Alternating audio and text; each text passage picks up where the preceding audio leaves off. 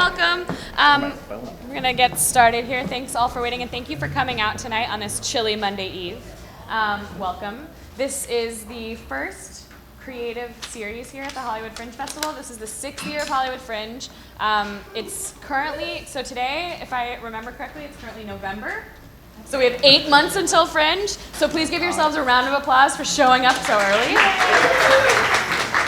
Very good. My name is Megan. I'm the outreach director for the Hollywood Fringe Festival. I've been with the festival since 2010, and I do help produce a lot of these workshops and series that we do. I work on different community events and planning and outreach to students, schools, and Hollywood communities, so you will see me around quite a bit. I also work at LACMA, the LA County Museum of Art, doing membership engagement there, so I'm all about big groups of people doing things together. To let you guys all know, if it is your first time here, you can create a Hollywood Fringe project on the website at any time. You could go home tonight with this, like, your burning idea of your new show and create a project today if you wanted to. We don't start doing actual registrations until February, but you can always start developing your project early if you plan on telling friends and family that you're building up to this event and you want to point them somewhere online. You can always create a project on the Fringe site. If you ever have any questions for us or you need us in any way, you can always email support@hollywoodfringe.org. We follow that year-round. We usually answer inquiries in about 24 hours, sometimes faster, because we are all a little bit obsessed with this festival. I want to thank the Dragonfly for having us here tonight. I don't know if Marlo's still around, but thank you so much for hosting us. I am going to be live tweeting this event. If y'all are on Twitter, you can follow along at #HFF16. Outside of this evening, that's also a great place to engage in conversation with people. That channel is lightly active now, but as we get closer to the festival, it becomes a major place to communicate with other participants. We also have an Instagram account at Hollywood Fringe. And I'm going to go ahead and introduce Monica. So Monica Miklas is hosting this workshop tonight. I'm just doing this intro speech, which I hope you're enjoying. Monica is a 6-time Hollywood Fringe participant, 5 times with Lost Moon Radio, which is a music and sketch comedy ensemble that won top of the Fringe in 2012. And in 2015, she produced Hamlet Mobile, which was a mobile version of Hamlet that took place inside of a van. She's also the annual giving and special events manager at the LA Chamber Orchestra. I believe this is day 1 of that new. This is my birthday. And she's here. And she is here to host this. So thank you all again so much for coming, and I'll see you afterwards. Thanks. Hey, thanks, Megan. Well, thank you guys so much for being here. You are such early birds, and it makes me so excited to see people engaged and excited about Fringe in November. Yeah. And that's part of the whole reason why we wanted to do some workshops early in the year, is to really start building the momentum. So I'm like you, I'm a Fringer, and that's why this is also a very selfish thing, because I asked a bunch of my friends and fellow Fringers to come so we could all steal their thoughts and dreams and learn from them. This is Les Kurkendaal. Hello. He is a way long-time Fringer. And what we're going to do tonight is we're going to have a couple one-on-one interviews. So first with Les, later with Abby Schachner, she's in the back. And then we'll do, in the second hour, we'll do a kind of a panel Q&A with both of our guests and all of you. And since it's a nice, intimate group, if that turns into kind of a group discussion of ideas, that sounds great. So let's jump in. Les has a storied past with Fringes. Can you even count how many Fringes you've done? You know what the funny thing is I was thinking about this, and it's like, I've been fringing since 2000, and I honestly can say I've lost count. Seriously. Because I started, my first Fringe was the Wellington Fringe in Wellington, New Zealand. I've done the Orlando Fringe, I've done the Cincinnati Fringe, I've done the Abbotsford Fringe, which is in British Columbia, which is no longer around.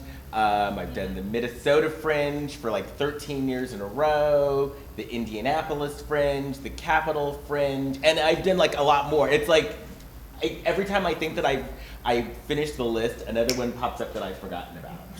But fringing is a lot of fun, and it's so cool. First of all, if you guys are starting now, you're very smart because time goes by very quickly. So congratulations to you, definitely, and yeah. Yeah. So let's get started by talking about your work and your history of work and what was your impulse to start in the very first place? Well, I started out as a stand-up comic, and I did stand-up for years. But I, through stand-up, kind of fell into storytelling when storytelling venues started to pop up around LA. And when I started to do storytelling, I discovered that I liked it more than doing stand-up. Mm-hmm. Because with stand-up, it's, it's set up, punch, you have to be funny, you have to have so many jokes a minute, you have to have so many laughs a minute. But with storytelling, it can be kind of easy breezy and it could be whatever you want. So if you want to do a story where you have laughs every minute, fine. If you don't, that's fine too. And I like the freedom of storytelling. And so through storytelling, I wrote my first one-man show. And after I did the show, I did it for like a 4-week run here, and I wanted to do more. And I wanted to do more with it. And so a friend of mine who came to the show, who was also part of my storytelling company, told me about Fringe festivals. And he explained the whole idea of fringing, and it sounded kind of cool at the time. And so I went home and I Googled, and out popped the Wellington Fringe in Wellington, New Zealand. And I didn't know any better, so I went to New Zealand to do my first Fringe, and I was hooked. And I've been fringing ever since. And it's awesome, and it's a wonderful thing. It's a lot of fun. It's a lot of fun. Well, can I see how many of you guys is this? How many of you guys have done a Fringe before? Okay. Yeah. Oh wow. So there's a lot of newcomers. Cool. Yeah. Which is great. Yeah. How many of you have written a show before? Oh. Okay. Cool. All right. Also mixed. Cool. Nice. Good. Thank you. I meant to do that. You're smart. What was your first show about? My first show was, what was it about? Okay, my first show was basically one of these one-man shows where it was like it started from birth and went on through my life and on and on and on and on, and basically ended up how I couldn't find a date. So that was like the first show. It's a classic subgenre Yeah, of solo yeah. show. Can't find a date. Can't find a date. Yeah. And so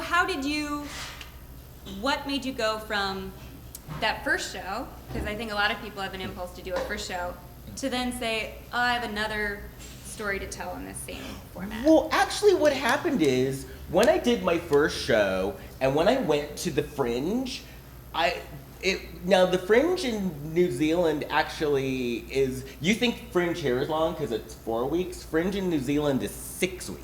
Oh, man. So the cool thing though about doing the Fringe down there is I saw a ton of shows. And so I saw all these different storytelling shows, or actually just a bunch of different shows in general. And so that actually just really inspired me that, hey, I've done this, I want to do more, and I have more stories to tell. So I got ideas from seeing other people's shows and looking at other shows. What kind of stuff did you respond to? Like certain themes or certain styles that made you feel like you were, I don't know, ready to do more? The cool thing is by doing the Fringe, for me, what inspired me is I saw stuff that I had never seen before. Because, I was used to seeing theater here, but, I saw a show where, the guy, juggled fire the entire time, I saw a show where somebody was on a treadmill for an hour doing a solo show on a treadmill. And so stuff like that just got my brain moving, and it just really inspired me just to dig in and do more stuff. Yeah. So you're writing a show right now? Oh, I just finished. Just finished? An hour ago. Congratulations. Oh, my God. What happened is, last year during the Fringe, did you meet Peter Michael Marino? Yeah. Late with Lance? Oh, yes. Yeah, so I met him during the summer, during Fringe, and he runs a festival in New York called SoloCom, which, how it works is you write a proposal to them, and if they accept your proposal, you have 8 weeks to write a show. So at the time of the proposal, I thought, oh, hey, this will be fun. And I ended up getting in, and I thought, oh, I can write a show in 8 weeks. So I've been writing the show, and I finished it today, and I'm doing it on Saturday in New York. Oh my gosh. Oh my gosh. Well, what a perfect example to talk about how do you actually do that? Like, how do you go from, oh my gosh, I've got this deadline. Where do you start? Well, I had an idea. So what the show is about, because the cool thing about doing this and getting it done is I can now relax the rest of the year because my show for the Hollywood Fringe is done, so I can actually have a fun spring and winter. I went on a cruise with my boyfriend and his family to Alaska for 10 days. And so that's what my show's about.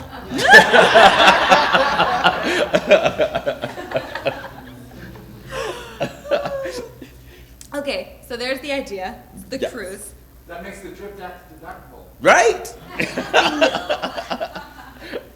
So where do you start? Do you free write about it? Do you journal? Do you talk it out? I kept a journal, and I never thought that I would say this, but keeping a journal on that vacation is what like saved my ass as far as writing the show. Mm-hmm. Because I looked back at the journal, and looking back through the journal, that was almost like an automatic first draft. So I went back and went through the journal stories and just expanded on everything. Mm-hmm. And so that was like my first. So I never thought Les Kurkendaal would advise people to keep a journal, but keep a journal. I know it sounds cliche, but it actually is a good thing. How did the stories change from the way that you first wrote them down in the journal to then the second draft and then?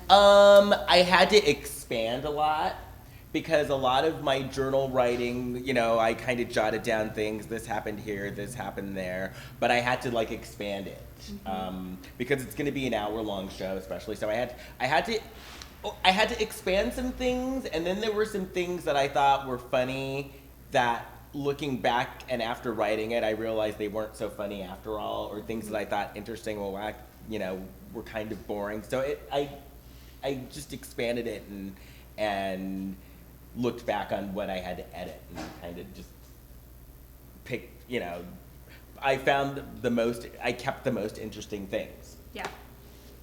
And do you have I know some writers have, I have some friends who are writers, they're actually in the panel tomorrow, they light a writing candle to their writing time starts now because the candle's lit. Do you have stuff like that? I was really stressed out, and so I went to this witchy store and bought an orange inspiration candle, and that shit worked. It worked. At one point, I kind of felt like I was going around in circles with the show because it just didn't feel like it was going anywhere. And I lit that candle, and I swear to God, I went to bed one night and literally woke up and I was like, oh my God, I know how I can fix this. So I didn't know if it was the subconscious or if it was the candle, but you know what? Hey, whatever works. Yeah, the placebo effect still gets you the results. Yeah. Time. Yeah. So as you move through the drafting process, when do you start saying things out loud or thinking about it as it's going to be shifting to the performance space? I actually think of how it's going to be said even through the writing process, because for me, and you may be different because everybody's different, for me that's how I structure the show. Mm-hmm. So I think of it that way, and how I'm going to say it just structure wise, and how I'm going to break it up, or whether or not I'm going to break it up. So that I think of that the whole way through. The whole time. Yeah. Mm-hmm. Do you get notes from other people? Absolutely. Talk about that process. What I do, what I do and what I've learned to do is I've learned to write it and then read it for someone else. And when you do this, I say always make sure it's someone who you trust and someone whose opinion you trust, because I find sometimes there are people who like have a hard time giving criticism, so you'll read it for them and they'll say, oh, this is great, everything's great. And it turns out not to be. So make sure, if you do it, make sure it's someone who's gonna be honest with you. And then there's the opposite too, with the person that hates everything, you know? So I make sure it's someone that you trust. But what I do is, I have people who I trust and I literally take it and I read it for them. Mm-hmm. And that has been like the best thing that I've done, because sometimes there's stuff that you're married to and you think is great and they're like, oh no, this doesn't work. Yeah. You need to get rid of it. And a lot of times it's stuff that I truly think is good, but I listen to them and it ends up being the best thing for the show. So that's something I definitely do, is I read it for someone else. Yeah. For sure. So it sounds like now you kind of have a network of those people. Yeah. But how did you start to compile that list? I know for a lot of writers, it's like, where do I start to kind of get people to give me? It was actually, for me, it was kind of hard and it was kind of trial and error, because when I started, I did have those friends who would say, oh, it's great. And one of those people is my boyfriend. Like, he'll read it and he'll have no criticism whatsoever. And a lot of times other artists and other people whose work I've seen, or who I admire or respect their work, I'll ask them sometimes. Mm-hmm. So for me, it was a lot of trial and error to find the right people. Yeah. Interesting. How do you know when a piece is ready for that stage? Or when it's done? Like, you've gotten notes from people, like, when is it, I guess, when the show? Well, okay, I think there's been times that I felt the show is done, when I've read it for people and they're like, well, you didn't answer this, or you didn't flesh this person out, or there's holes. So just because you feel it's done doesn't necessarily mean it's done. And so that's where the other person comes in. Yeah. Yeah, because I've had plenty of shows where I thought, oh, this is great. And then they're like, well, but, you mentioned this person, but then the person didn't do anything. Why is this person there? Or I want to know more. So it's the other person, I think, and reading it for other people kind of dictates when it's done. Yeah. Do you make changes to shows after you've performed them? Sometimes, yeah, sure. Yeah. Sure. If something's really not working, and then because sometimes you may read it for that person and the person may say it's fine, but then there's times where you don't find out that something works until you perform it for an audience, and then the audience, one person might get it, but an entire room may not. Mm-hmm. And I look at it as, if the entire room's not getting it, then there's something you need to do to change it. So yeah, I definitely have changed stuff. Yeah. After like an opening or a preview or something. So when you don't have like an 8-week process imposed upon you, how long do you like to take with a piece to develop it? I normally like to take like 6 months. And it's kind of funny because now is around the time where I'd normally be getting the idea of what I want to do for Hollywood Fringe in June, and this is around the time that I'd start taking notes and thinking about it and compiling the idea. Yeah, and I'll say for folks who are new to Fringe, in the U.S. it's kind of loose, but then in Canada it's very strong. There's like a summer arc to Fringes. Right. So Hollywood's Hollywood's early to mid. Hollywood's the funny thing is, Hollywood's one of the earliest ones with one of the latest deadlines. Like, if you wanted to do the Canadian Fringe circuit, the deadlines are starting now, like here in November. So by November, because I tour too, by November I at least have the idea and the title, and I start because I start submitting to festivals now. Yeah. And there have been times where I've had the title without the show. To back up and match. Do you ever, when you're touring, do you ever adapt a show for different places?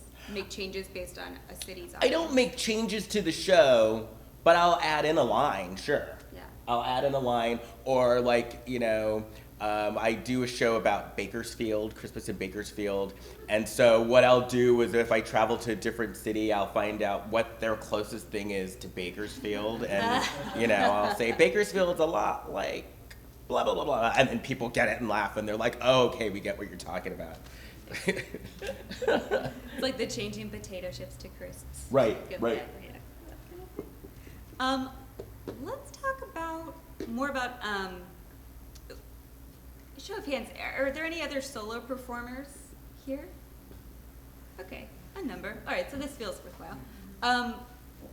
When you work with, do you work with a director on every show that you do?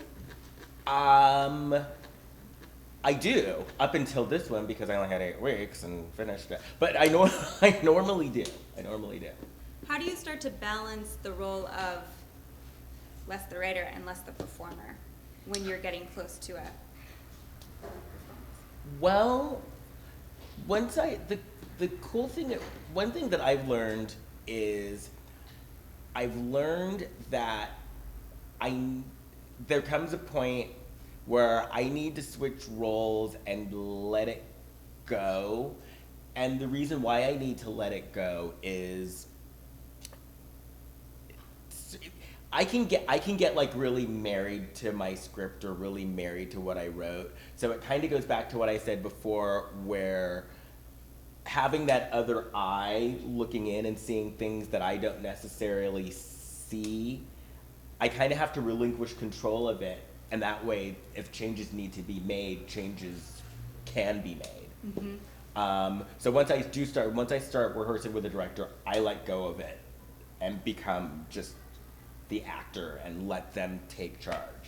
Did that come naturally? No. Or was that a skill?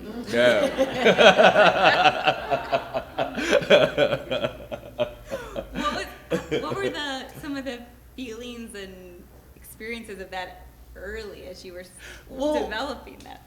Well, because it would be things like, okay, well, you need to cut this line, and it's like, but no, I like this line. I like things like that. So it was mostly with the writing of it. Yeah.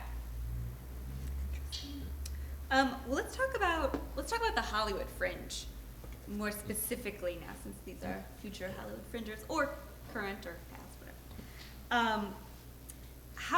So you've talked a little bit about this. Like, does working toward a Fringe like give you a mental deadline? Yeah. To build Oh, back totally. from? Totally. Yeah. So you kind of milestone it back. Yeah. From there. Yeah. What else does the Fringe provide in advance? Not so much like the festival experience, but how else does it shape your thinking about what you're going to do, if it does at all? I mean, for me, the thing is, for me, it's more of from like a deadline standpoint and a point of like getting it done. Mm-hmm.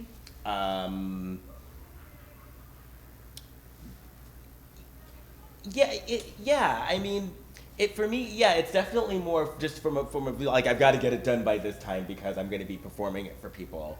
And then especially with the Hollywood Fringe, because it's like, you know, there's a huge difference between doing that preview week and not, you know, as far as, you know, like I need to get it together because preview week is coming. And it's a week before, because if you do the preview week, you start a little earlier before the Fringe starts. And it's like, yeah, I've got to get it together and I've got to have it ready because reviewers might be coming, and it's definitely like an incentive sort of a thing.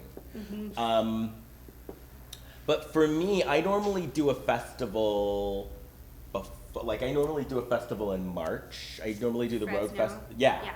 So a lot of times what I do at the Rogue, I'll do at Hollywood. So it's been done, and it's been done for people. Yeah. So it's, you know, it's not as much of a crunch as far as I need to get it together. What was I going with it? But yeah, for me, yeah, for me, it's only the Hollywood Fringe plays a part in just like deadlines and getting it done and making sure it's ready. Yeah. When do you start to, do you work with the same director every time? Different people? I work with a couple of different people, but they're the same. Like, I work It's with a couple of, it's like the same people, but it's the same couple of people. So when do you start to put together that, like the creative team that you're going to use at Fringe? When do you start thinking about that? So, Fringe is in June, like April. I start talking to people. I start talking to people in April, and then like the month of May is like rehearsal month. So I rehearse through May and then ready for June. What would you tell someone approaching the Hollywood Fringe that you think they're otherwise not going to know? They wouldn't pick up from Facebook? The ether. Basically, what I would tell people is when you go to Fringe, have fun. At the end of the day, it's fun, and it's a great group of people. Hollywood Fringe is a great group of people. And have fun, be open, support other people's shows, support your fellow artists, and just be open and ready to have a good time. Another thing that I liked about Fringes in general is I like the fact that doing Fringes, you find people at all different levels of writing. You find people who this is their first show. You find people who they've been doing shows for years. But the cool thing, and what I think that Fringe is all about, is Fringe is all about like embracing people at whatever level you're at. And even if this is your first show, you could come to a Fringe and do a Fringe and get support and get great support and get great feedback. And so that's, it kind of, and this Fringe isn't like that, but I've gone to other Fringes where they expect something to be like, you know, professional Broadway caliber, and it's like, that's not Fringe.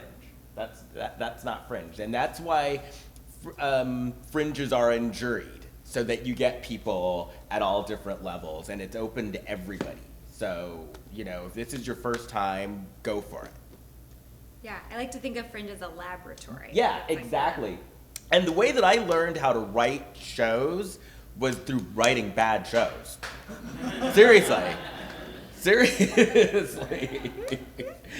My first shows were not all that great, but that's how I learned.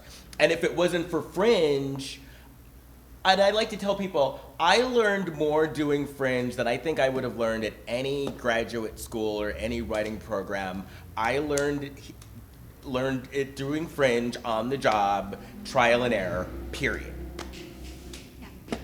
Yeah. That seems like a great place to segue into our next segment. And then Les will come back for questions and answers. He's promised. Oh, yeah. So thank you, Les, so much. Oh, yeah. Past like ships in the night. This is new. We're figuring it out. You guys are. Yeah. I need Excedrin. Oh, no. Well, I'm excited to talk because that was interesting hearing that from Les. I love listening to Les. Yeah, no, I do too. And I like hearing about how to create I like to hear about people's processes. Indeed. As we all do. Well. Oh my God, hey. This is Abby Schachner. Yes. Yeah, that's my name. That's I'm her so name. glad you could pronounce it. I did. Okay. You've done Fringe the past 2 years. Here, yeah. Here. Yeah. Can you tell us more about your background and other things, other fringes, your life? Well, I How probably you got I here? probably started like Les did, maybe like in '99 or 2000 with my first Fringe, Mhm. and I guess I got here because I think I did the Edge of the World Festival a while ago, but I've done a lot of Fringes too, and at San Francisco, Montreal, New York. But I think for me here last year, I did Edge of the World, and that was like pre-Fringe. Did you ever hear of that, the Edge of the World Fest? Did hear about it. I did not go. But for me, it was like a hiatus of not doing shows, and I used to do a lot of solo shows, so I just needed a place to create and do a show. Yeah. And yeah. Yeah, that's great. What got you started in theater and playwriting way back, originally? Probably, well, I think I always wanted to be a performer. I was too scared. My eyes would roll back. I never got cast in anything. Just never was put in a play in high school or a musical. In college, I think I wanted to act, and then I went to theater school my junior year, and they didn't put me in the acting, they put me in the playwriting. And that was kind of the beginning in terms of writing and expressing myself. I think the writing for me is the most important thing. Yeah. I mean, I like to write, so, and the show is just a thing that happens. Oh, interesting. The result. Yeah. Yeah. The show is how you make it real, because otherwise I don't know how. And otherwise I have to ask people. So when you're by yourself, that's not true, because people do end up asking people. He's checking his team in April, he's, Yeah. Yeah. Well, let's talk about the writing then. Let's talk about your very first show you ever wrote. What was it about? It was about eating disorders, and the first show I did actually did involve other people, and that was my senior year in college, and I remember meeting with them and like wearing a blazer. I think I've always had a difficult time with how I present myself. So like, I remember wearing a blazer, and that was really fun, and I advertised on paper plates, and I called it a body piece, but I just hand wrote it, and I do all my shit for the most part hand. I don't know how to do anything. This is easy because you can write it and put it up, and I liked 45 minutes more than 7 minutes, with the little bits that you can do at other shows or whatnot. But my friend told me, I was in Chicago because I was an improviser, and my friend told me that there was a space in a basement called Cafe Voltaire, and someone bailed out of their show, and there was a week to create a show. So I took a body piece, which was with other people. I made up songs and a bunch of shit. In 1 week's time, I did a show called Plate, and I did that for like 6 weeks. And so my process is always real fast. Like, I used to get a space and like 3 or 4 weeks later create a show, never having done it. These Fringes for me are like the day before a Fringe show. I'm doing it for a friend and can't get through like the first 10 minutes because all I want to do is talk, or I'm still deciding. Like sometimes you just create an opening song the first, like few days before it opens. But I don't know if I can do that anymore. I'm not like performance confident, but I still am very last minute. Yeah. And it still hurt and was painful sometimes to create a show, like probably, third or fourth show. I'm not saying of a run, but making up, like the third show I did was called Toddaroonie, and I remember I did it at Second City, and 75 people came, and I had never done it, and I started crying at the end of it. Now, granted, I was holding a picture of like my younger self, and it could be disguised, but still, But I think all this stuff is so interesting because it's so funny because it's like in life, one little fraction of your energy could be off, and people could get, the wrong feeling, or I could do a show for a friend, and I choose to show my shows to eyes. I don't have directors, and I probably could use it. I see other people who have directors, and I see sometimes, because one of the benefits of doing these Fringes is you get to see a ton of shows. Yep. And you get to see certain mistakes, and part of me is like, another thing about Fringes is that we think it's easy to say them because we can write down on our little, when you review, And I gotta be Oh, careful yeah. with that sometimes, because sometimes you get a little excited. You think you're helping somebody. Not everybody wants to know. Yeah. But, but when you see something that's really glaring, I'd like to say, I would hope someone would tell me, but someone called me like homelessy last time, and I made sure never to wear that shirt and not to act as crazy. But I don't know what I'm talking about. No, I think it's like when, if you like tell people when you're a child you want to be a writer or something, they're like, oh, you got to read a lot of books, which is good advice. But it's the same with theater, I think, too. It's like, that's why Fringes are so great. You start to see all this kaleidoscope of shows, and it's like, oh, this. Yeah, it's interesting.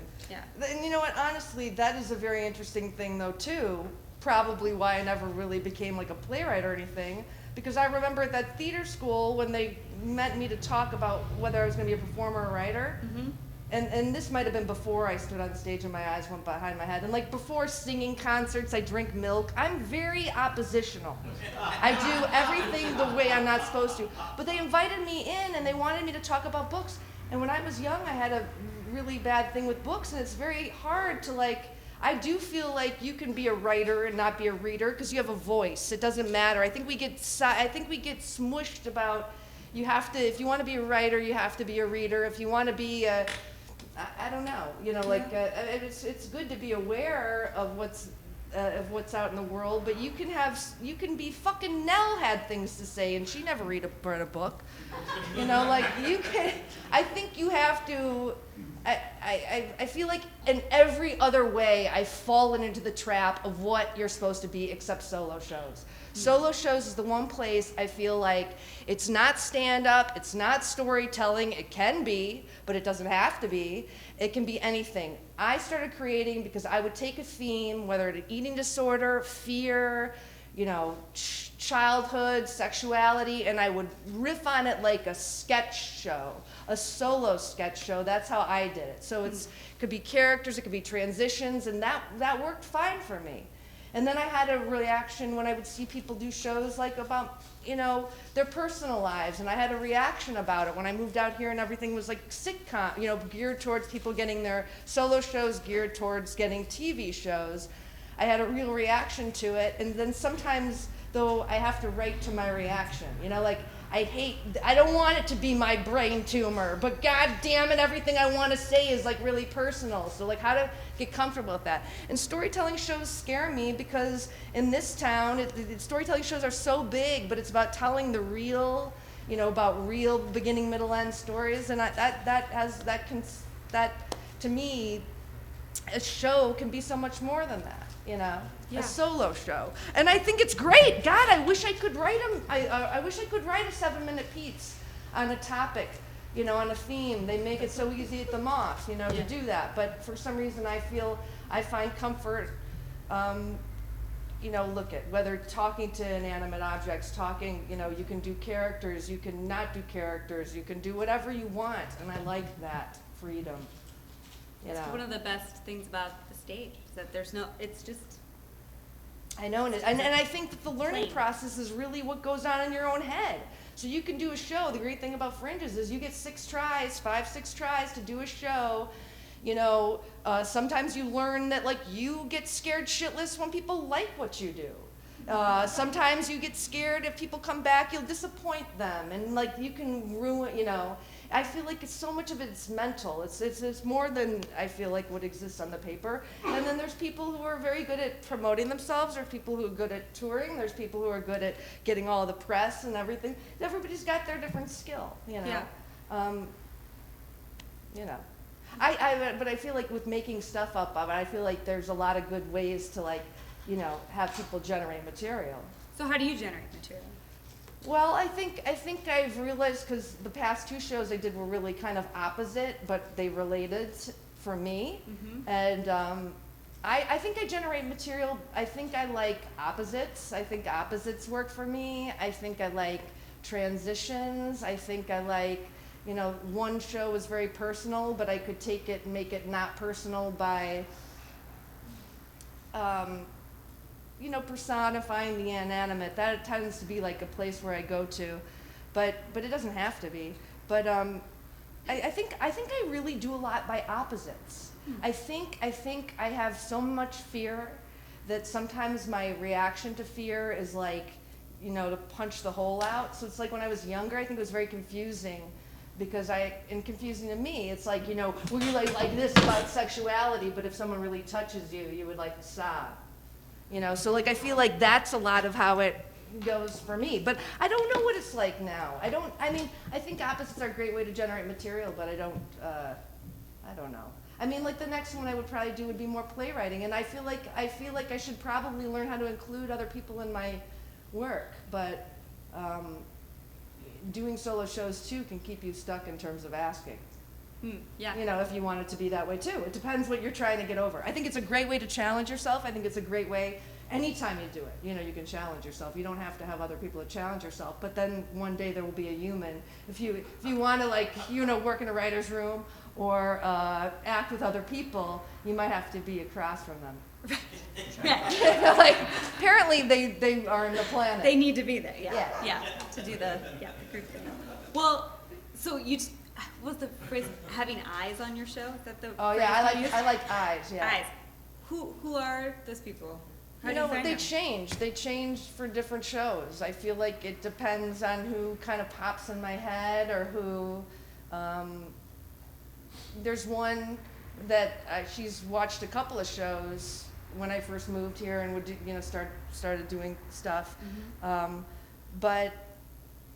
she watched this last one, and she watched the one before. I think it just varies. You know, boyfriends to me, if I have a boyfriend or I had a boyfriend for the past 2, very critical. So critical. Like never, like. Boyfriends tend to swing one way or the other. It's like they're either. Yeah, like all great. totally critical. Yeah, I don't think I'd do well if there was a yes sayer all the time, but I'd like a little bit of positive, you know, vibes. But yeah, I think it varies. You know, one of my friends that I met through the storytelling circuit, he was an Actors Gang founder. I like him. You know, watching. I like eyes. It's also the one thing that I've said. It's the only way I know how to take notes. When it came to, I went to film school, didn't know how to take a note, would attack a screenplay right away and just like destroy it, never fucking know where the original version is. Someone would say, I'd be like, I wrote a screenplay about abortion and an old boyfriend. This old boyfriend's a lot. I would never read a screenplay about I'd never watch a movie about abortion. So I went through and made everything a lie. And you can't do that, you know? I feel like with the solo shows, I feel like I can take it or leave it. But I've had a director before. I one time did a show down the street years ago and I got sued. So like, and that was like a woman who had classes, and it was actually, it's not a bad thing. I think classes are wonderful. I've created shows in people's classes, and I think it's great. But this person, it went bad. So, and it was a controlling thing. But I think that has to do with the personality, and I think you probably know beforehand. But for me, I'd want to run, so I decided to see it through, and it was uncomfortable. I've served papers on a stage. So like I never sweat more than that. That was bad. But you know, and then I felt like I lost the community of that class, you know, and that like really hurt, and like, but that's okay too, you know. Hey, I won. How about that? But it wasn't creative. It wasn't even over creative stuff. It was just. I think it also brings up shit when you're doing creative shit with other people. So if, and like if anybody, I feel like there's a way when I have eyes, nobody's trying to control me. Nobody's worried about their ass or what that's going to do for them, or this might be, you know, I mean, I think she had successes in the past and may have, you know, been broken because of failures or whatnot, and she was pinning her hopes and it just went, you know, and I had hopes too, you know. Who doesn't want to find a creative partner that's going to help you do what you want to do in the biggest level? Absolutely. You know, the highest level. But people apparently for the Fringes, you know, a lot of people it brings shit up. You know, you're about to put stuff on the stage, it's vulnerable. Yeah. Yeah, I having not done a solo show, I would think it's even more magnified in that setting because it's just you. And it's just you and then a room of people. Yeah. I mean, look at, I'm sure working with a solo performer and all that stuff is an art in itself, you know, because then you have to, because it really is them up there, so I'm sure there's an artful way to go about letting them do that. And I think directors are good, like we said, you know, you see shows that have had eyes, and I don't know the process, because I know sometimes when improvisers do a solo show, and I talked to like a friend or something that said they were on it as director, they're like, I watched it twice. So that's why I feel like mixed feelings about a director versus eyes. Yeah.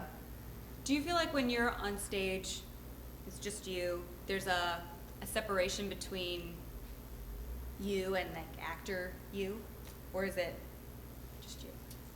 Does that make sense? I don't know. You know what, honestly, I think there's so much, like I said, I think it all has to do with the tilt of the brain. I mean, I don't know, you know, sometimes I don't know if I'm even receptive or feel it. Sometimes I don't. You know, with these fringes, you know, some of them you're out doing the box office, and then you got to go in and do the show. So then, in some ways, it makes me feel like I'm afraid to ever go backstage and present something like it's real. So I'll always I mean, I will gladly carry on my coffee cup, act as if, you know, I didn't put any care or time into it. That's how I do it, you know. So maybe for me that adds some comfort.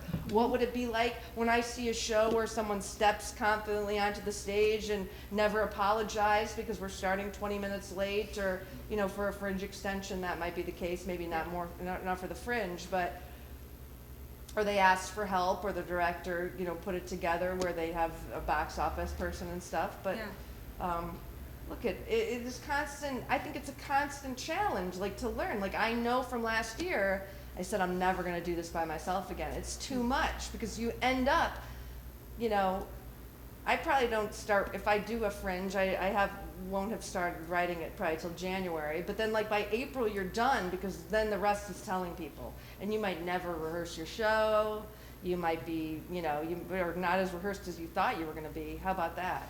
It's always the case. Yes, I mean, you're really lucky if you start rehearsing ahead of time. Yeah. Something a wheel will fall off in some way, shape, or form. Yeah. How much of your improv background comes into play in the shows that you're doing now? You know, I think it comes into everything when it comes to creating the shows. I mean, I feel like that's what I mean. I feel like that, you know, when I say opposites or whatever, I just feel like the improvising is, you know, on the page it is something that I can, like, still do. On the stage, I'm not sure it's something I can still do, you know, especially with other people. But on the page, I think it definitely has served.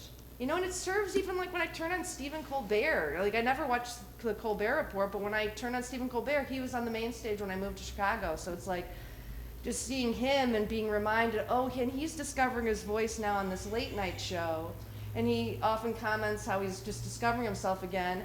And I look at him and think, okay, there's characters, there's pieces, and knowing some of the writers and just figuring out, and that's, I think, a great way to be inspired. I mean, yeah, you know.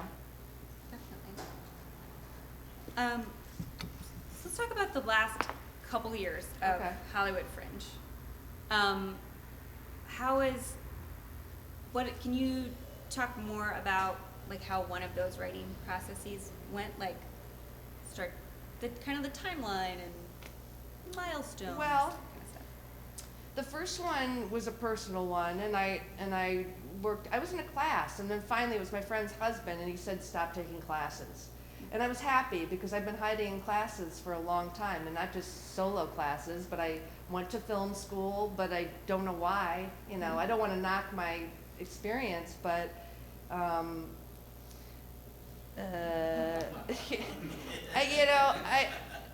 my experience. Okay, so he told me to take no classes. Well, this past one was just rhyming. So honestly, I went cross-eyed. I binge. I'm a binge creator. You know, I'm a binge crafter. I'm a binge creator. I think in words. I don't think in words. And I think in words for a long time. Then I don't think in any more words. And then I like to do that. So I was really crafting like a nut bag from Thanksgiving to Christmas. I created these voodooeds. And I don't know why, but it was like I felt like I worked in a little factory, and I would stay up all night, and I had a working coat, and like I would just craft these voodoos. And then I sewed so much that come the new year, I just started rhyming. And I had like one story, but I came up with a theme, and that helped me. What was the And I theme? tried to get into the New York Fringe, and I said I wanted to get in with the Schachner versus Schachner and this kid show, because I didn't want to do a heavy one without the light one, because it was so heavy when I did it before at the Fringe. You know, or whatever, heavy schmevy, but heavy enough. And they didn't accept me, but I had created this thing that became, you know, I was, by submitting and not having, like Les said, by submitting and not having, I created this thing. And I know my idea is that it was more of a children's book, and then I darkened it up and created a world that I could make it so people wouldn't fall asleep. So more in the original version of fairy tales, where things were scary and people's tongues got cut. Yeah, a little injection. Yeah, nice. What would you tell somebody approaching a Fringe if they hadn't done one before, hadn't written a show before? Like, what advice could you offer? Probably set a timer for like 10 or 12 minutes every day. Get some type of writing book, or take a class, or you know, figure out what you want to do, how you want to do it, or don't know, and just start writing to it. I mean, I would say set a timer and start with just approaching it. But I think then you should turn the knob a little bit. I think you have so much freedom here. You have to think of it as a show, you know. So I think it is a show. So even if you're telling stories, you can still make it a show, right? You know. How does that? Talk more about that. Like, what's the shift? Like, what shift goes on in your head from like it being a story you'd read? Just like, do you hear it in your head? No, I would say like probably like explore visually on the stage. Like I remember one time in an improv class, some people got up, like the teacher had people get up and like do the most boring thing, or stand in an area that like stand and like someone would just face the side wall. It's like I feel like everything like starts in the middle, and if it's a storytelling show, you could like face the back wall and like bang your head against it. Right? And then turn around. I mean, I don't know. I mean, I just think it's like just flip it a little bit. Just turn the knob a little bit. Yeah. You know? Yeah. Are you working on anything right now? I'm thinking not much I'm thinking not in words as much right now, but I have ideas of what I want to do. You know, it'd be just more a way to express and challenge myself on an idea in a way that I don't think is the best way as a solo show. But as a way that I could share an idea, you know. Yeah. I mean, I'd love to have people, but that means that I have to have people. Yeah. So. Yes. I know. You know. I know. I mean, I don't know how you do it with rehearsing and everything. I don't know how you do it. It's a challenge. And have Also, a director that you have to don't- have a producer. You Oh, gotta okay, get a another producer. person. Yeah. I remember saying something about producer this year. It's good to have. That might be helpful. Yeah, more bodies. You need more people to get more people. It's nice. Oh, yeah. Yeah. Yeah. Cool. Should we transition to all of us Yeah, together? let's do it. Cool. Is Les coming back up? Hey, thanks. Oh, yeah, you did a great job. You did a great job. I moved out to this outside. Okay. You can come in center. Yay. Great. So let's talk. Okay. Okay. Does anybody have a question? Right there. So, when your plays are finished, how much revision and editing would you say is done during the rehearsal process after you get your cast and your director and your designers and stage managers together? Good question. Until it actually goes up during the festival? Well, we're the cast, because it's solo shows. You know what? A lot of times, some festivals that you do are really strict on your time. Like, you know, there's certain festivals. For example, if it's a 60-minute show and you go 61 minutes, they will cut you off and shut the lights on. And so, a lot of times, once it starts, a lot of the revision that I do is because of just for time and just to make sure that the show finishes on time. Well, and I think when you're a solo performer too, I think sometimes when you are having natural glitches, I'm very true to my writing. So like as much as I, maybe now when I do a 7 minutes or go to storytelling shows, I don't have as much confidence. But when I'm doing the writing, shows, definitely true to the writing. And most of that stuff is done beforehand, you learn. But then obviously when you're doing shows, sometimes your brain's not picking up on a transition or something, and sometimes it's better to restructure or let it go or. And I've done that too. Yeah, exactly. I've done that too. Find something easier. Definitely. And I'll say I work on shows that are big and have like big casts and stuff, and mostly sketch stuff, and it's almost 100% likely that we cut like 2 out of 12 sketches and 1 out of 6 songs, like huge cuts once rehearsals start. But it's always pretty expected, and it's usually for time. And that's true. Like I said, the last time too, like I could not get through what I was doing for one of my eyes. And so that night I realized I made up a song that just took care of it, you know? So I didn't go blabbing. Yeah, because a lot of times rehearsals are the first time that a bunch of people have seen it. Like in the sketch group, we sometimes have people come watch a rehearsal, and that's the first time non-company members have seen it. It's like, whoa, Yeah. time to make some changes. Right. Yeah. Cool, yeah. Can we just get it out of the way? The situation where you were sued wasn't in a Fringe No. show, right? Okay. No. So that doesn't happen in Fringe. Well. I mean, it doesn't mean it couldn't. Yeah, you should always have the rights for everything. Yeah. Oh yeah. I'm not saying I think anyway that's that more like a what happened. personality glitch, Okay. I don't think it's going to happen with the Fringe. Although, one of our friends had an issue with like the person who headed their theater, but she, nothing happened because of it. Yeah. Um, You gotta be careful just like in any other thing. I think that's more like honestly, I've never experienced that since. I was just, Yeah. Yeah. it's more like an angry person. Yeah. Yeah. Right there? Hi, thank you guys for your shares. I was wondering, I was thinking about taking classes or workshops or books or YouTube, like I did 2 shows already, I want to do a 3rd one, but I want to be able to shape it myself. And I was wondering, should I look into classes, invest that kind of money? What kind of classes? Workshop classes, writing classes on how to write a solo show, that kind of stuff. Yeah. Well, because I here's. found on it too, but I'm like, do I need structure or? But I mean, know. speaking for me, Yeah.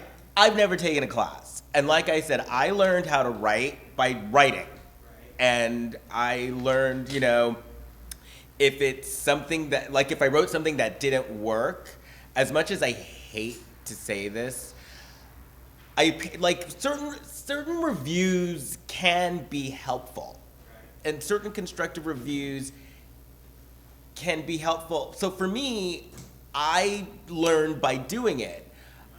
And I say this, if you're gonna take a class, I would just really make sure the person who I'm taking the class from is someone who really knows what they're doing. That's, You know what? Honestly, I was thinking about this. I don't. I'm all for classes. I mean, look, a lot of the classes I've taken, no one's ever ended up doing their show. Not that matters. I feel like sometimes you stop and start with some that never get the light of day. So like it doesn't. Mean that that's a better teacher or not better teacher. I just think if you're generating material, but I also do think it's scary to sometimes present your thing for the first time as a whole. And if you were showing it to someone along the way, it might not be as scary or, it just depends, I think, what you need. I mean, I think if you're not going to generate material without it, or if there's going to be like it's going to be like a guillotine to just like present it, then maybe you need someone along the way. There's a lot of.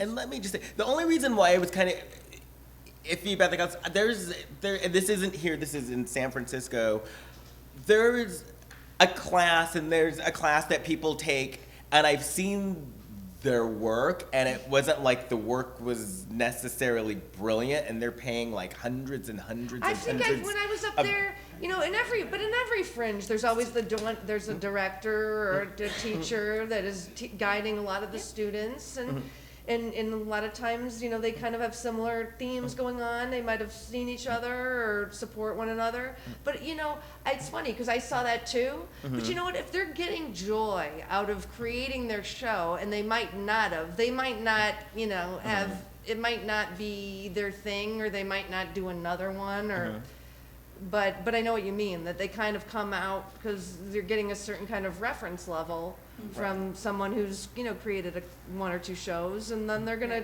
do what you know, look at.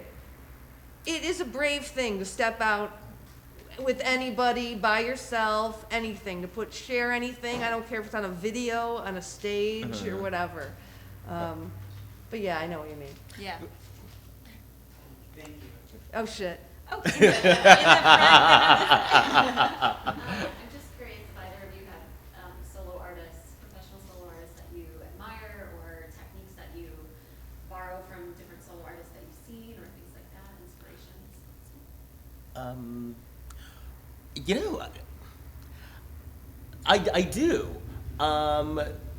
I really, the person for me who is like kind of like my idol is Nia Vardalos, who wrote My Big Fat Greek Wedding, because she started that in some little theater here in Hollywood. Yeah, and just the fact that she turned that into a movie and got the movie made, and it turned out to be like this big hit. For me, she is like, that's my like, oh. You know, I don't know. I mean, I did read an article recently, you know, on one of those storytelling things. Christina Wong there was an article about her. Now, and I don't know much about her, but I do know that she said she gets a lot of enjoyment out of doing it. And that she, you know, I forget how she said it, about confidence, about like slaying audiences in her rehearsal process. And I'm like, oh my God, we're so different. But I thought it was interesting that she said she likes going over it so much and then doing it. And I think I like creating it more than the doing it, you know. But then I was like, today I was thinking about it because I think I started the article yesterday. I'm like, well, that's not true. I like doing it, but I mean, I think that once again is a knob turn on how you're going to see it after. How do you talk to yourself after you do a show? How do you go about, you know, and that's like where the challenge is, I think, sometimes, you know. I don't feel that way when I'm creating it. When I'm creating it, I believe in different things, whether it's there or not. You know, I see hope, you know. But I feel like it was interesting to see that. But I don't feel like we have that kind of community in terms of like here or other places. And even when other people are doing the Fringe shows here, I still don't feel like because I feel like sometimes I would like to I'd be curious. I feel like sometimes it's not as inclusive, or people don't know about other, you know, whether they do it or not. I mean, one agree. festival does not include, you know, different, you know, all the people that do it. You know, so I have, you know, I don't know. And I don't know if that world shares like that, you know. Christina is actually a friend of mine, and we have a pretty good solo theater community that we're all part of. Okay. But, yeah, which is fun. Yeah, well, good. Oh, Could yeah. you- Well, can you tell everybody Yeah. about it? Yeah, well, I lead a free class at the Whitefire Theater, but it's in the Valley, so in Sherman Oaks. And so Christina and various solo artists go. It's all free. Everybody comes and workshop stuff. And, I go to the Valley for so Brian Rasmussen, who's the head of the Whitefire, donated the space. Oh, great. good. Awesome. Well, I thought that was you because I've seen your thing. You're a big director for the shows. Yeah. That's good. Yeah. Well, she's been doing it for a while, and she's been in the media for a while. You know, I remember just like in the 2000s, she's got an LA thing. Long flew over the cuckoo's nest. Yeah, Wong Street Journal. Yeah. Very cool. And it, Yeah, I was just going to add something about classes. I took some Terry Silverman's solo show workshop. It's a 6-month workshop, and for me the value was deadlines.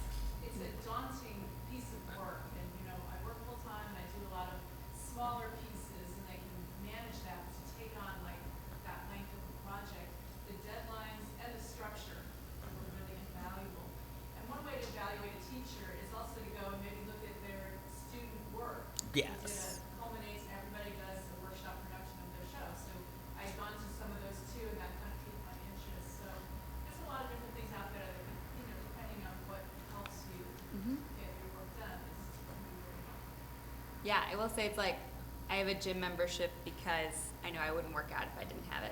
And I'm spending the money, I'm gonna do it. So I was like, well, if that's what gets you off your butt. Yep. Right. Yeah, thank you. A writer was asked, what is the greatest invention of mankind? And he said, the deadline. Without that, nothing else would have ever hit it. Very true. In the front? I got a question about finding a director. You know, most of the theater I've done has not been in the continental 48 states. And they, you know, at the original play festival there, they provided a director. I don't know where to look to find one here, and if they expect to get paid or any input on that would be helpful. I mean, I know one guy here that's a member of the Actors Studio, and I talked to him about directing my show. And he said, "What's the name of it?" I said, "Doing Greetings." He said, "Well, you should dial up." But I mean, it wasn't about that. You know, it was about taking care of my mother and changing her diapers. So I don't think it would have worked with him. So anyway, that's my question. Where do you go to find a director? Any suggestions? Liz, where have you found I mean, I directors just, before? for me, I found it through friends, or if other friends whose work I like, I find out through them and just kind of through word of mouth. And that's how I've always found my directors, is someone who's directed someone who I know.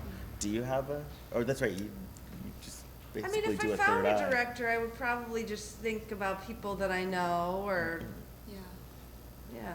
yeah. Well, that's actually why these, part of the reason why these workshops are happening too, and why the workshops happen in the spring as well.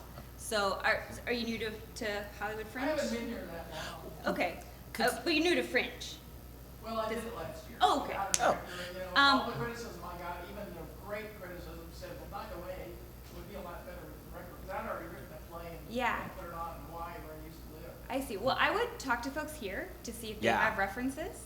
I would also, I think the early town halls and workshops are also early enough to be talking to other fringers and asking for references too. Yeah, going to the town halls for this Fringe is the best thing you can do, and the more you go to, the better, because that's, you know, you meet so many people, and literally just asking around and putting through word of mouth, that's where you make a lot of connections and meet a lot of people as far as directors and things. And especially if you're doing a Fringe show, the more town halls and the more meetups you go to, the great thing is once Fringe starts, you already know like a group of people, which comes in handy later. So. Yeah.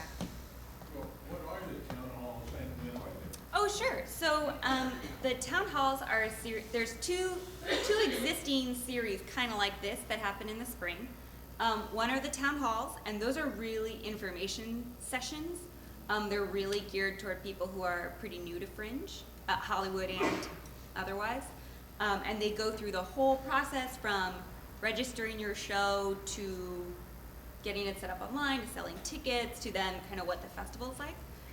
There's another series of workshops too, which these sprung out of, and those are geared toward, one's about marketing your show, one is about the festival experience and how you can kind of aid and abet your show during the festival itself.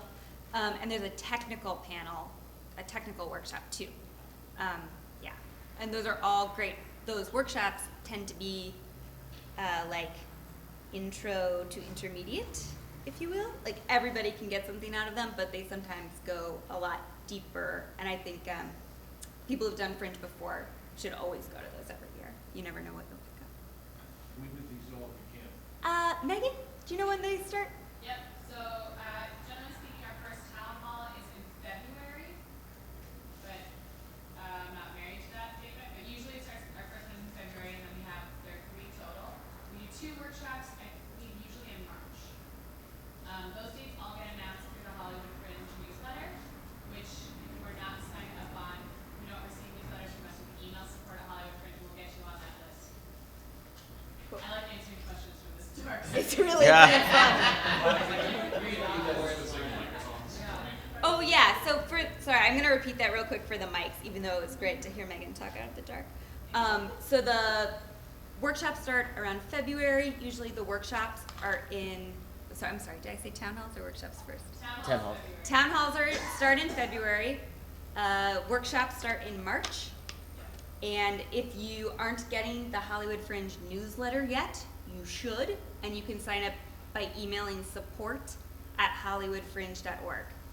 I cannot tell you how great support is. And that's not just because my husband runs it. But he seriously will answer you any time of day. Yeah. Can I see a show of hands who has questions still? Would be great. And Megan, what's our time? It is 10 to 8. Great, we're in great shape. Let's go here, then here. I'm wondering if you could talk about venues, specifically like for solo shows. What are your favorite and or least favorite venues, and maybe best practices when it comes to finding a venue? Well, this looks like a great venue. Yes, it When does. I'm sitting here, well, we lost a lot of our Yeah, venues. the venue that we were both at, my favorite venue is no longer with us. The Elephant Studio the was Elephant just Studio. a nice, Yeah. easy place Part to. of the Theater Asylum complex. Any runners up? Well, there are places that I wouldn't do it. Oh, yeah, please. There's places that are. we I probably won't. I won't. Let's, I'll whisper. For a solo show, what spaces do you feel like it's not? I think it might be too big. I won't Well- say it. I'll say it later. guys, we're gonna get in trouble with our venues if we blast Well, them. let's just say this. Let's just say that a lot of it, okay, here's my question to you. How many people do you think you could get to come to your show? You want me to say? Yeah, I mean, like, how many do you think, like, realistically? 50 a night, 3 nights, 150 people. Okay. Oh, okay, that's great, because the reason why I liked the former venue is because it was small. It was like a 30-seater, and so as a solo show, the thing is about being a solo artist, I find, especially during Fringe, is being a solo artist, you're finding your audience yourself, and there's a lot of pressure there to get people to come. So the smaller the space, the easier it is to fill it since you're by yourself. But, I mean, if you can get 50 a night, that's great, seriously. So, and once they start doing, they start having the venues laid out for the Fringe, the cool thing is they give you a rundown of the venue, and they give you how many that they seed, and when you go to start looking for your venues, you already have a rundown, and they tell you exactly what you're looking for, and it's good to pick and choose that. Usually they kind of lean you to go to they usually lean you toward the deal when you're a the deal. When you're a solo performer, they usually want you to perform the smaller theater. Like they almost kind of know to tell you that, Yeah. as opposed to like saying, well, we'll give you the biggest space. Yeah, usually they kind of pitch you to, but if you Yeah, and they're pretty good about that if you're a solo show, saying, okay, you know what, I know that you think that you might get 100 a night, but let's go on the safe side, and they do steer you towards the smaller, because You guys don't book the venue, right? So I've done Fringe, but not here, where I was assigned a venue. oh, where'd you do That it? is Chicago. Oh, yeah, because I've done Chicago. No, this is way different than Different. Chicago. So here you Different. go out and find You- your own yeah. venues. yeah. And you do your own deal with the venue instead of the Fringe, like, doing it for you. Yeah, it's Yeah. way different from Chicago. Yeah, it's all on your And I own. don't know any of the venues, so that's why I was asking. So I have no Yes. prior Um, knowledge of them. The town halls are gonna have a lot of great info. On a Fringe sponsored platform, we can't play favorites or not favorites exactly, but one-on-one you certainly can. So talk to people, meet people here and talk to who's Fringe before, and see what they have to say. You also get, hi, I'm emerging. You'll also get, on the Hollywood Fringe website, all of the registered venues for the festival are listed there, and you can go through, most of them have video tours, you can get a little peek, most of them are also quite local to here. That listing on the website will talk about how big the house is, if they have multiple spaces there, what their sort of basic grid is like, and like sort of basic tech info, as well as venue contacts you can reach out to through the site and ask questions to. Then you will host a visit if you want to come by and talk to them. And then that information will be, I mean, it's on the Fringe website all the time. It gets refreshed throughout the year as we sadly lose some venues and also create new ones. Yeah. You can also bring your own venue to this Fringe festival, which doesn't happen quite as much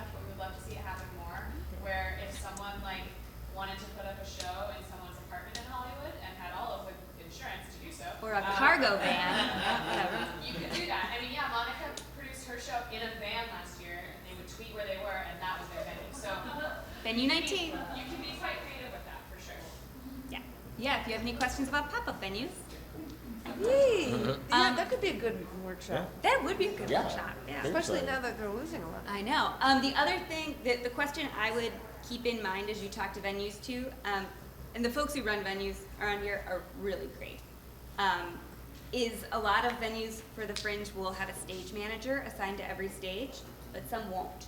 So that can be, depending on your outlook, that can either be like, I don't need this expense rolled into what you're charging me, or it can be like, you've saved me the cost of a stage manager, thank you. So keep it. Yeah, or the box office person. Yeah. Box That would office, be too. like living large. Yep. Box office person, woo! It's like official.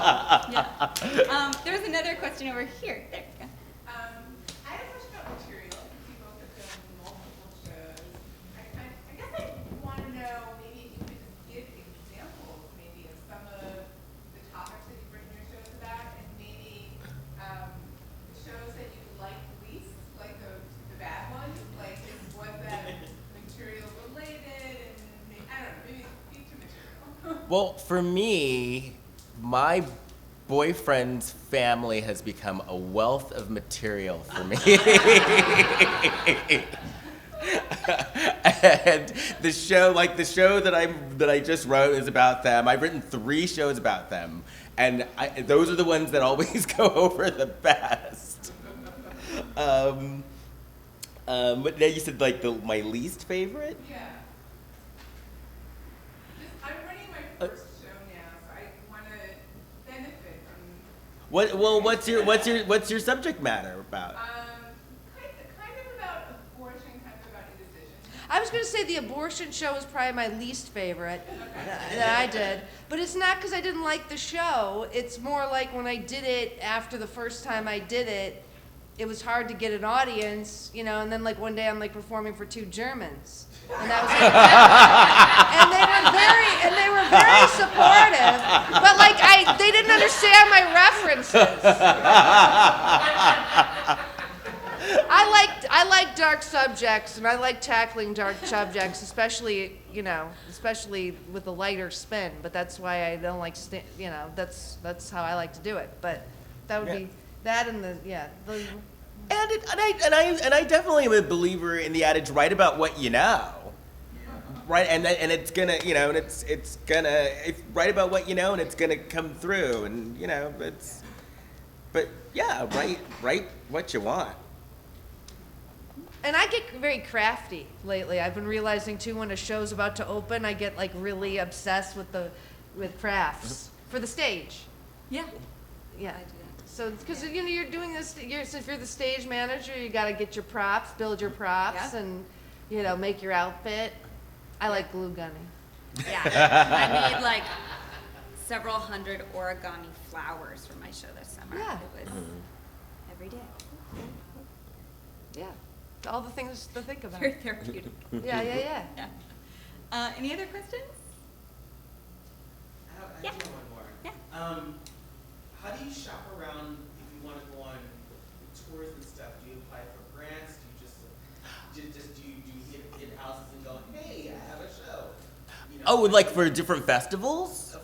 Festivals or I mostly, up until the past few years, I mostly did Fringe festivals, and then a lot of the cities that I went to multiple times, I started getting work outside of festivals through that. And a lot of that work, it's like people, because I go to Minneapolis a lot. I've done the Minnesota Fringe for like 13 years. And because of that, though, I have an audience base there. And because of that, I started booking work outside of Fringe through that. So a lot of times I'll go to Minneapolis like 3 or 4 times a year. Do you shop yourself? That, and it's kind of a combination of both. People who have seen my work that are like, hey, would you be open to coming back? And then me kind of shopping around as well. So yeah, it's a combination of both. But what I do is, if you do go to other cities and you do Fringes in other cities, get to know the local artists in the area that are there and doing things all year round. And that's a good way, networking through the Fringe, to go back during the year. I find it's all about networking. I think. It's great advice. Thank you. Any other questions? Well, speaking of networking, we're going to end a little early. I suggest we all hang out for a little bit and have some Fringe fellowship. It's fun. But if there are no other questions, please join me in thanking Les and Abby so much. Thank you. Thank you, you did a great job.